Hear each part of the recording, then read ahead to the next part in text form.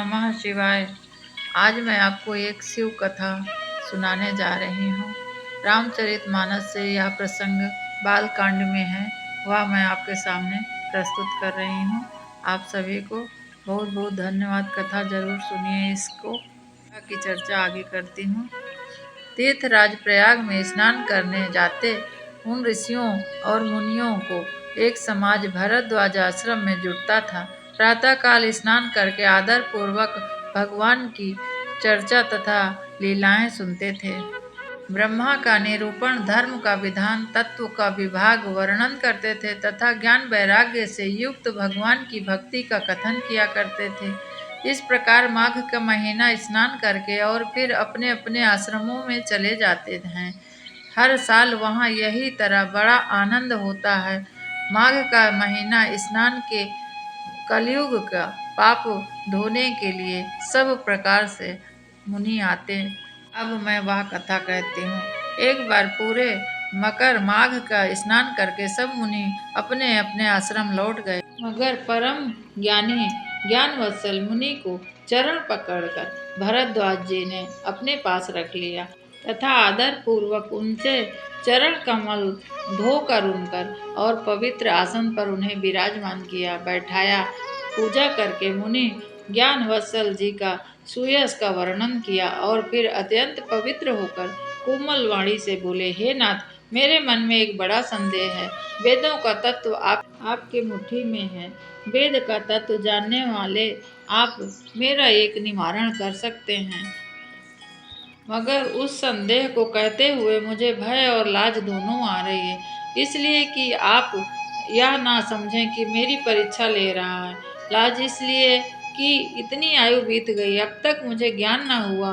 यदि मैं कहता तो बड़ी हानि होती, क्योंकि अज्ञानी बना रहता हूँ। हे प्रभु, संत लोग ऐसी नीति कहते हैं कि वेद पुराण तथा मुनिजन भी यही बतलाते हैं।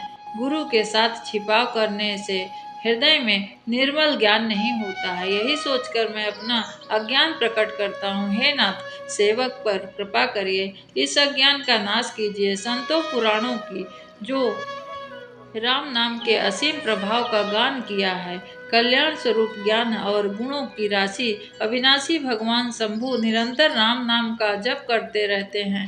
संसार में 4 जाति के जीव हैं। काशी में मरने से सभी को परम पद को प्राप्ति होती है। हे मुनिराज, वह भी राम की ही महिमा है, क्योंकि शिव जी महाराज दया करके मरने वाले जीव का राम नाम का पद उपदेश करते हैं, उनको परम पद मिलता है। हे प्रभु, आपसे पूछता हूँ कि वे राम कौन हैं? हे कृपा निधान, मुझको समझा कर कहिए। एक राम तो वो हैं जो अवध नरेश हैं, दशरथ जी के कुमार हैं। उनका चरित्र तो सारा संसार ही जानता है, परंतु स्त्री के विरह में अपार दुख उठाया और क्रोध आने पर युद्ध में रावण को मार डाला। हे प्रभु, वही राम हैं या कोई दूसरे राम हैं जिनको शिव जी जपते हैं? आप सत्य के धाम हैं और सब कुछ जानते हैं।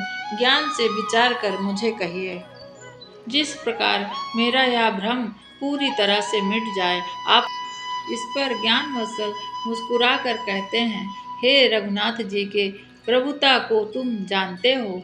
तुम मन, वचन और कर्म से श्री राम जी के भक्त ही हो। तुम्हारी चतुराई मैं जान गया। तुम श्री राम जी के रहस्यमय गुणों को सुनना चाहते हो, इसलिए तुमने ऐसा प्रश्न किया है, मानो बड़े ही मूढ़ हो। हे तात, तुम सब कुछ जानते हो। आदर पूर्वक फिर भी मन लगाकर सुनो। मैं श्री राम जी की सुंदर कथा का वर्णन करता हूँ। अज्ञान यद्यपि विशाल महिषासुर है, तथा श्री राम जी की कथा भयंकर काली माँ है, उसको अज्ञान को निश्चय ही मार देंगी। श्री राम जी की कथा चंद्रमा के किरणों के समान है, जिसे संत रूपी चकोर सदा ही पान करते रहते हैं। ऐसा ही संदेह पार्वती जी ने किया था, जब महादेव जी ने विस्तार से उनका उत्तर दिया। अब मैं अपने बुद्धि के अनुसार वही उमा का शिव जी का संवाद कहता हूँ। वह समय और हेतु हुआ जो कुछ मैं आपको सुनाता हूँ, इससे आपका विषाद मिट जाएगा। एक बार त्रेता युग में शिव जी का अगस्त्य ऋषि के पास आए। उनके साथ जगदम्बा जगजननी भवानी सती भी थी। ऋषि ने संपूर्ण जगत के ईश्वर जानकर उनका पूजन किया। तब मुनीश्वर अगस्त जी ने राम कथा विस्तार से कही, जिसको महेश्वर शिव जी ने परम सुख मानकर सुना। फिर ऋषि शिव जी से सुंदर हरि भक्ति पूछी। शिव जी ने उनको अधिकारी जानकर भक्ति का निरूपण किया। हे रघुनाथ जी के गुणों की कथाएं कहते सुनते कुछ दिनों तक शिव जी वहाँ रहे। फिर मुनि विदा होकर वहाँ से दक्ष कुमारी सती के साथ वो कैलाश चले गए। उन्हीं दिनों पृथ्वी का भार उतारने के लिए श्री हरि रघुवंश में अवतार लिया और अविनाशी भगवान उस समय पिता के वचन राज्य का त्याग करके तपस्वी साधु भेष में दंडक वन में जाकर विचर रहे थे। शिव जी के हृदय में विराजते जा रहे थे। तब भगवान के दर्शन मुझे किस प्रकार से हों, प्रभु ने गुप्त रूप से अवतार लिया है। शिव जी ऐसा सोच रहे थे, मेरे जाने से सब लोग जान जाएंगे। अतः शंकर जी के हृदय में इस बात को लेकर बड़ी खलबली उत्पन्न हुई, परंतु सती इस भेद को नहीं जानती थी। तुलसीदास जी यहाँ पर कहते हैं कि शिव जी के मन में डर था, परंतु दर्शन का लोभ उनके नेत्रों में ललचा रहे थे। रावण अपनी मृत्यु मनुष्य के हाथ मांगी थी। ब्रह्मा जी के वचनों को प्रभु सत्य करना चाहते हैं। मैं जो पास नहीं जाता हूँ तो बड़ा पछतावा होगा, यदि पास जाता हूँ तो सब लोग जान जाएंगे। युक्ति ठीक नहीं बैठती है। इस प्रकार महादेव जी चिंता के वश में हो गए। उसी समय नीचे रावण ने जाकर मारीच को साथ लिया और वहां तुरंत कृपण मृग बन गया। मूर्ख ने छल करके सीता जी को हर लिया। उसमें श्री राम जी के वास्तविक प्रभाव का कुछ भी पता न था। मृग को मारकर भाई लक्ष्मण सहित श्री हरि आश्रम आए और वहाँ खाली आश्रम को देखकर सीता जी ना पाकर उनके नेत्रों में आंसू आ गए। श्री रघुनाथ जी मनुष्यों की भांति विरह में व्याकुल हो गए और दोनों भाई वन में सीता जी को खोजते फिर रहे हैं, जिनको कभी कोई संयोग वियोग नहीं है तथा उनके अंदर प्रत्यक्ष विरह का दुख देखा गया है। श्री रघुनाथ जी का चरित्र बड़ा ही पवित्र है। उनको पहुँचे हुए ज्ञानी जन भी नहीं जानते हैं। मंद बुद्धि हूँ मैं तो, विशेष रूप से मोह के वश में होकर हृदय में कुछ दूसरी ही बात समझ बैठते हैं। शिव जी ने उसी अवसर पर श्री राम जी को देखा और उनके हृदय में बहुत भारी आनंद उत्सव हुआ। उन शोभा के समुद्र श्री राम जी को शिव जी ने नेत्र भर कर देखा, परंतु अवसर ठीक न जानकर परिचय नहीं किया। जगत के पवित्र करने वाले सच्चिदानंद जय हो, आपकी जय हो, इस प्रकार कहकर कामदेव का नाश करने वाले श्री शिव जी चल पड़े। कृपा निधान शिव जी बार बार आनंद से पुलकित होते हुए सती के साथ चले गए। तब सती जी ने शंकर जी की वह दशा देखी तो उनके मन में बड़ा संदेह उत्पन्न हो गया कि मन ही मन में कहने लगी, शंकर जी की सारा जगत वंदना करता है, जगत के ईश्वर हैं, देवता मनुष्य सब उनके प्रति सिर नवाते हैं, लेकिन उन्होंने एक राजपुत्र छत्री को सच्चिदानंद परम धाम कहकर सिर झुकाया और उनकी शोभा देखकर इतने प्रेम मग्न हो गए कि अब तक उनके हृदय में प्रीति को रोक नहीं सक रहे हैं। क्या देवताओं के हित के लिए मनुष्य शरीर धारण करके वो विष्णु भगवान हैं, वो भी शिव के ही भांति सर्वज्ञ हैं। वे ज्ञान के भंडार लक्ष्मीपति असुरों के शत्रु भगवान विष्णु क्या अज्ञानी की तरह स्त्री को खोजेंगे? फिर शिव के वचन भी झूठे नहीं हो सकते हैं। सब कोई जानते हैं कि शिव जी सर्वज्ञ हैं। सती के मन में इस प्रकार के अपार संदेह उठ रहा था। किसी तरह भी उनके हृदय में ज्ञान प्रादुर्भाव नहीं होता था। यद्यपि भवानी ने प्रकट कुछ नहीं कहा, पर अंतर्यामी शिवजी सब जान गए। वे बोले, हे सती सुनो, तुम्हारा स्त्री स्वभाव है, ऐसा संदेह मन में कभी ना रखना चाहिए। जिनकी कथा अत्यंत ऋषि गान किया करते हैं तथा जिनकी भक्ति मैंने मुनि को सुनाई है। ये वही मेरे इष्ट देव श्री रघुनाथ जी हैं, जिनकी सेवा ज्ञानी मुनि सदा किया करते हैं। ज्ञानी मुनि योगी सिद्ध निरंतर निर्मल चित्त से इनका ध्यान करते हैं तथा वेद पुराण और शास्त्र नेति नेति कहकर जिनकी कीर्ति गाते हैं, वही सर्वव्यापक समस्त ब्रह्मांड के स्वामी मायापति नित्य परम स्वतंत्र ब्रह्मा रूप भगवान श्री राम जी ने ही अपने भक्तों के हित के लिए अपनी इच्छा से रघुकुल के शिरोमणि मणि रूप में अवतार लिया है। शिव जी माता सती को बहुत बार समझाया, फिर भी सती के हृदय में उनका उपदेश नहीं बैठा। तब महादेव जी मन में भगवान की माया के बल जानकर मुस्कुराते हुए बोले, जो तुम्हारे मन में है बहुत संदेह है, तो तुम जाकर परीक्षा क्यों नहीं ले लेती? तब तक तुम मेरे पास लौट आओगी जब तक मैं इस वन में छाह में बैठा हूँ। जिस प्रकार तुम्हारा यह अज्ञान जनित भारी भ्रम दूर हो जाए, विवेक से सोचकर समझकर तुम वही काम करना। शिव जी की आज्ञा पाकर सती चली और मन में सोचने लगी कि हे मैं क्या करूं, कैसे परीक्षा लूं। इधर शिव जी ने मन में ऐसा अनुमान लगाया कि दक्ष कन्या सती का कल्याण नहीं है। अब मेरे समझ में जो संदेह दूर नहीं होता है, विधाता ही उल्टा है, अब सती का कुशल नहीं है। जो कुछ राम ने रचा है वही होगा, तर्क करके कौन शाखा बढ़ाए। मन में इस प्रकार शिव जी ने भगवान हरि का नाम लेकर अपने जपने लगे। तब सती वहां गईं जहां श्री राम जी थे। सती बार बार मन में विचार कर सीता जी का रूप धारण करके उस मार्ग की ओर आगे जा रही थी जहां मनुष्यों के राजा श्री रामचंद्र जी आ रहे थे। सती जी के बनावटी भेष को देखकर लक्ष्मण जी चकित हो गए और उनके हृदय में बड़ा भ्रम हो गया। वो बहुत गंभीर हो गए, कुछ कह नहीं सके। वीर बुद्धि लक्ष्मण प्रभु रघुनाथ जी के प्रभाव को जानते थे।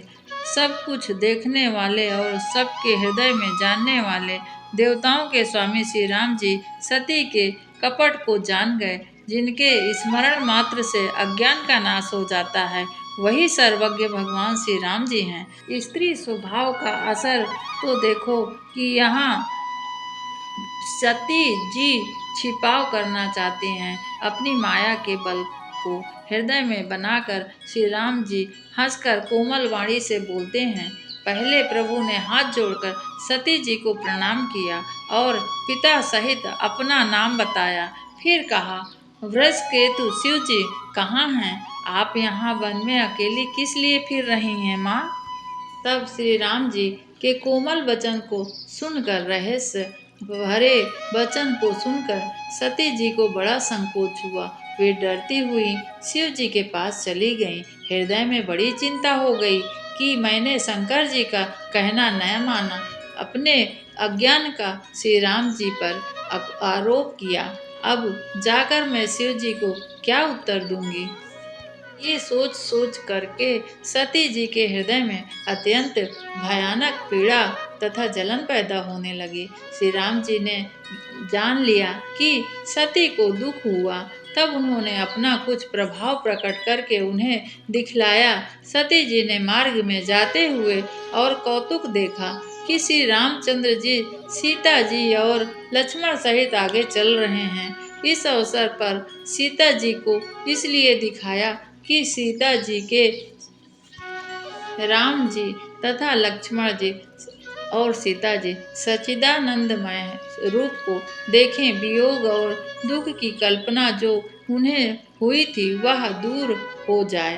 तथा तब माँ भगवती पीछे की ओर सती फिर देखी तो दोनों ही भाई राम और लक्ष्मण सीता के साथ रामचंद्र जी का सुंदर भेष दिखाई दिए। वे जिधर देखती उधर ही प्रभु श्री रामचंद्र जी का स्वरूप दिखाई पड़ रहा है।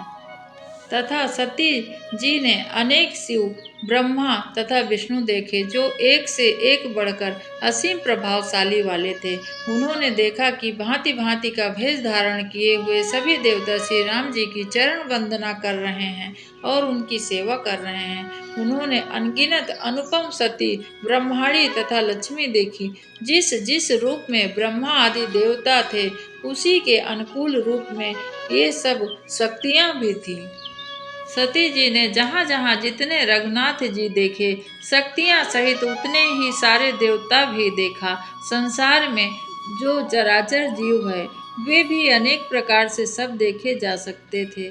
अनेकों भेष धारण करके देवता प्रभु श्री राम जी की पूजा कर रहे हैं, परंतु श्री राम जी का दूसरा रूप कहीं नहीं देखा। सीता सहित श्री रघुनाथ जी बहुत से देखे, परंतु अनेक भेष अनेक नहीं थे।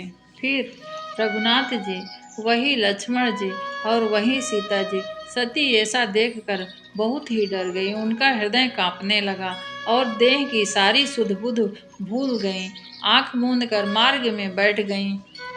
फिर आंख खोलकर देखा तो वहाँ दक्ष कुमारी सती कुछ भी ना देख पाई। तब बार बार श्री राम जी के चरणों में सिर नवाकर वहां से चली गईं जहां शिव जी थे। जब पास पहुंचे तब श्री शिव जी ने हंसकर कुशल प्रश्न करके कहा कि तुमने राम जी की किस प्रकार परीक्षा ली, सारी बात सच सच कहो। सती जी ने तब रघुनाथ जी के प्रभाव को समझकर डर के मारे शिव जी से छिपाव किया और कहा, हे स्वामी, मैंने कुछ भी परीक्षा नहीं ली। वहां जाकर आपकी ही तरह प्रणाम किया। आपने जो कहा था वह झूठ नहीं है, बिल्कुल सत्य है।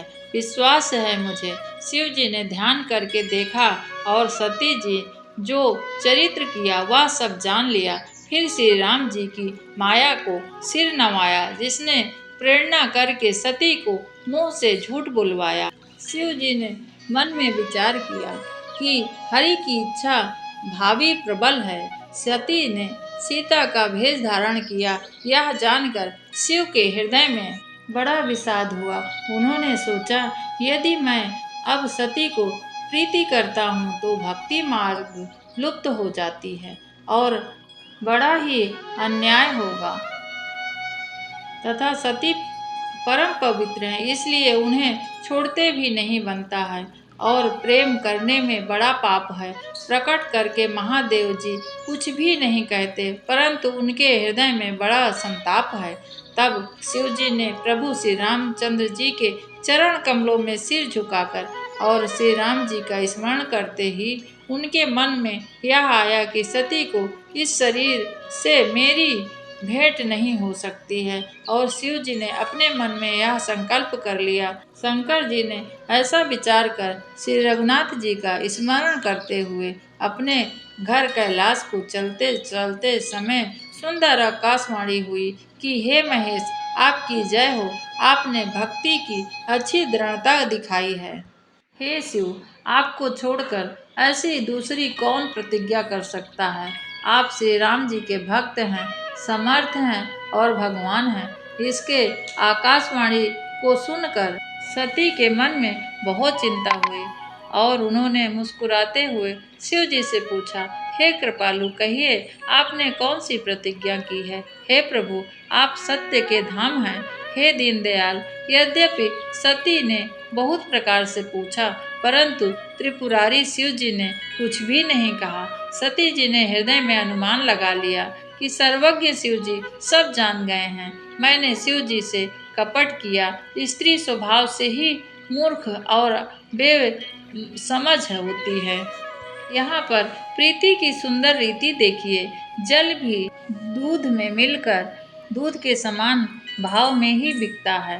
कपट रूपी खटाई पड़ते ही पानी अलग हो जाता है तथा दूध अलग फट जाता है। अर्थात उनसे कुछ बात छुपाकर सती माँ ने अपने ही प्रेम को खटाई डाल दी। अब सती माँ को अपनी ही करनी को याद करके हृदय में सोच हो गई और इतनी अपार चिंता हुई जिसका वर्णन नहीं किया जा सकता। उन्होंने समझ लिया कि शिव जी की कृपा परम अथाह सागर है। इससे प्रकट में उन्होंने मेरा अपराध नहीं कहा। शिव जी रुख देखकर सती जी ने जान लिया कि अब स्वामी मेरा त्याग कर देंगे और हृदय में मेरा त्याग कर दिए हैं। व्याकुल हो उठी वो अपना पाप समझकर कुछ कहते नहीं बनता, परंतु हृदय में भीतर ही भीतर उनके आवे के समान जलन पैदा हो रही है। वृष केतु शिव जी ने सती को चिंता युक्त जानकर उन्हें सुख देने के लिए सुंदर कथाएं कही। इस प्रकार मार्ग में विविध प्रकार के इतिहासों को कहते हुए विश्वनाथ कैलाश जा पहुँचे। वहां फिर शिव जी अपनी प्रतिज्ञा को याद करके बड़े के पेड़ के नीचे पद्मासन लगाकर बैठ गए। शिव जी ने अपना स्वाभाविक रूप संभाला, उनकी अखंड और अपार समाधि लग गई। तब सती जी कैलाश पर रहने लगी। उनके मन में बड़ा दुख था कि इस रहस्य को कोई और नहीं जानता था। उनका एक एक दिन एक युग के बराबर बीत रहा था। सती जी के हृदय में नित्य नया और भारी सोच हो रहा था कि मैं इस दुख के समुद्र से कब पार पाऊंगी। और श्री रघुनाथ जी का अपमान किया और फिर पति के वचनों को झूठ मान लिया। यह उसका फल विधाता ने मुझको दिया है। जो उचित ही था वही किया, परंतु हे विधाता, अब मुझे उचित यह नहीं है जो शंकर जी विमुख होकर मैं जिंदा हूँ। सती के हृदय की ग्लानि को कुछ कही नहीं जा सकती है। सती ने मन में श्री रामचंद्र जी का स्मरण किया और कहा, हे प्रभु, यदि आप दीनदयाल कहलाते हैं, वेदों में आपका यश है और आप दुख को हरने वाले हैं, तो मैं हाथ जोड़कर आपसे विनती करती हूँ, हे प्रभु, मेरी देह जल्दी मुझसे छूट जाए। यदि शिव के चरणों में प्रेम है और मेरा यह व्रत मन और कर्म सब सत्य है, तो हे सर्वदर्शी प्रभु, सुनिए और शीघ्र उपाय कीजिए जिससे मेरा मरण हो जाए और मैं बिना परिश्रम के ही असाह विपत्ति से छुटकारा पाऊं। दक्ष सुता सती जी इस प्रकार बहुत दुखित थी कि उनको इतना दारुण दुख था कि जिसका वर्णन नहीं किया जा सकता। तथा 87,000 वर्ष बीत जाने पर अविनाशी शिव जी ने समाधि खोली तथा सामने श्री राम जी का नाम स्मरण करने लगे। तब सती जी ने जाना कि अब जगत के स्वामी शिव जी जाग उठे हैं। जाकर शिव जी के चरणों में प्रणाम किया। शिव जी ने उनको आसन दिया बैठने के लिए अपने समक्ष। शिव जी ने भगवान हरि का रहस्यमयी कथाएं कहने लगे। उस समय दक्ष प्रजापति हुए। ब्रह्मा जी ने सब प्रकार के योग देखकर समझकर दक्ष को प्रजापतियों को नायक बना दिया। जब दक्ष ने इतना बड़ा अधिकार पाया तब उनके हृदय में अत्यंत अभिमान आ गया। जगत में ऐसा कोई नहीं पैदा हुआ जिसको प्रभुता पाकर मद यानी घमंड ना हो जाए। दक्ष ने सब मुनियों को बुलाकर कह दिया कि वे बड़ा यज्ञ करने लगे। जो देवता यज्ञ का भाग पाते हैं वे दक्ष उनके सबको आदर सहित निमंत्रण किए। दक्ष का निमंत्रण पाकर किन्नर, नाग, गिद्ध, गंधर्व तथा सब देवता अपनी अपनी स्त्रियों सहित विष्णु, ब्रह्मा तथा महादेव को छोड़कर सभी देवता अपना अपना विमान सजाकर चले। सती जी ने देखा अनेक प्रकार के सुंदर विमान आकाश में चले जा रहे हैं। देव सुंदरियां मधुर गान करती हुई जा रही हैं। यह सुनकर मुनियों का ध्यान टूट जाता। सती जी ने विमान देवताओं के जाने का कारण पूछा। तब शिव जी ने सारी बात बतलाई। पिता के यज्ञ की बात सुनकर सती को प्रसन्न हुई कुछ और सोचने लगी, यदि महादेव जी मुझे आज्ञा दें तो मैं भी इस बहाने कुछ दिन पिताजी के घर जाकर होकर आ जाऊंगी। क्योंकि उनके हृदय में पति द्वारा त्यागी जाने का बड़ा भारी दुख था। अपना अपराध समझकर वे कुछ कहती तो ना थी। आखिर सती जी भय, संकोच और प्रेम रस में सनी हुई मनोहर वाणी बोली, हे प्रभु, मेरे पिताजी के घर बहुत बड़ा उत्सव है। यदि आपकी आज्ञा हो तो हे कृपा धाम मैं आदर सहित उसे देखने जाऊं। शिवजी ने कहा, तुमने बात तो सही कही, यह मेरे मन को भी पसंद आई है, परंतु न्योता नहीं भेजा आपके पिताजी ने, यह अनुचित है। दक्ष ने अपनी सभी लड़कियों को बुलाया है, किंतु हमारे बैर के कारण उन्होंने आपको नहीं बुलाया। एक बार ब्रह्मा जी की सभा में हमसे अप्रसन्न हो गए थे, वे उसी के अब हमारा अपमान करना चाहते हैं। भवानी, जो तुम बिना बुलाए जाओगी तो ना सील ना स्नेह ही रहेगा और ना मान मर्यादा ही रहेगी। इस बात में कोई संदेह नहीं है कि मित्र, स्वामी, पिता तथा गुरु के घर बिना बुलाए भी जाना चाहिए, लेकिन यदि कोई विरोध मानता है तो उसके घर कभी हमें बिना बुलाए नहीं जाना चाहिए। यद्यपि शिव जी ने बहुत प्रकार से समझाया, लेकिन उनके हृदय में बोध न हुआ। फिर शिव जी ने कहा, यदि बिना बुलाए जाओगी तो हमारी समझ में यह अच्छी बात नहीं है। शिव जी ने बहुत प्रकार से कह दिया, किंतु सती जी ने नहीं रुकी। त्रिपुरारी महादेव ने अपने मुख्य गणों को साथ देकर उनको विदा कर दिया।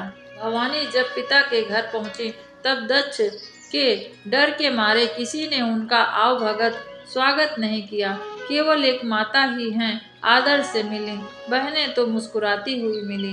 दक्ष ने तो उनकी कुछ कुशलता ही नहीं पूछी। सती जी को देखकर उनके सारे अंग जल उठे।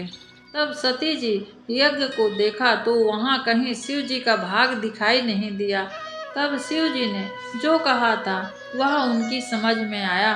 स्वामी का अपमान समझकर सती कहती हैं, यद्यपि जगत में दारुण दुख है, तथापि जाति अपमान सबसे बढ़कर कठिन है। यह समझकर सती को बड़ा क्रोध आया। माता ने उन्हें बहुत प्रकार से समझाया, परंतु उनसे शिव जी का अपमान सहा नहीं गया। हृदय में उनका प्रमोद नहीं हुआ तथा वो कहने लगी कि जितने ऋषि मुनि देवता उनके शिव जी की निंदा सुनी है, वो सब फल का तुरंत ही भोग करेंगे, भली भांति पछताएंगे। जहाँ पर संत शिव जी और लक्ष्मीपति भगवान विष्णु की निंदा सुनी जाए, वहाँ ऐसी मर्यादा है कि अपना वश चले तो उस निंदा करने वाले की जीभ काट ली जाए, और ना चले तो वहाँ से कान मूंद कर चला जाया जाए। त्रिपुर दैत्य को मारने वाले महेश्वर संपूर्ण जगत के आत्मा हैं, जगत पिता और सबका हित करने वाले हैं। मेरा मंद बुद्धि पिता उनकी निंदा करता है। वे मेरा यह शरीर दक्ष ही के वीर से उत्पन्न हुआ है, इसलिए चंद्रमा को ललाट पर धारण करके मैं इस शरीर को तुरंत ही त्याग दूंगी। ऐसा कहकर सती जी ने योगाग्नि में अपना शरीर को भस्म कर डाला। सारी यज्ञशाला में हाहाकार मच गया तथा शिव के गण यज्ञ को विध्वंस करने लगे। यह होते देखकर मुनीश्वर भृगु जी ने उसकी रक्षा की। ये सब समाचार शिव जी ने पाया, तब क्रोध से वीरभद्र को भेजा। उन्होंने जाकर विध्वंस कर डाला यज्ञ को और देवताओं को यथा उचित दंड फल दिया। जगत में दक्ष की वही प्रसिद्धि हुई जो शिवद्रोही की होती है। यह इतिहास सारा संसार जानता है, इसलिए मैंने संक्षेप में इसका वर्णन किया। यह मुनि कहकर उनको संतुष्ट करते हैं। यह कथा माता सती की कथा थी, जो श्री राम जी की परीक्षा लेने के लिए गईं। ओम नमः शिवाय। मित्रों, कल वापस एक और वीडियो के साथ मिलती हूँ।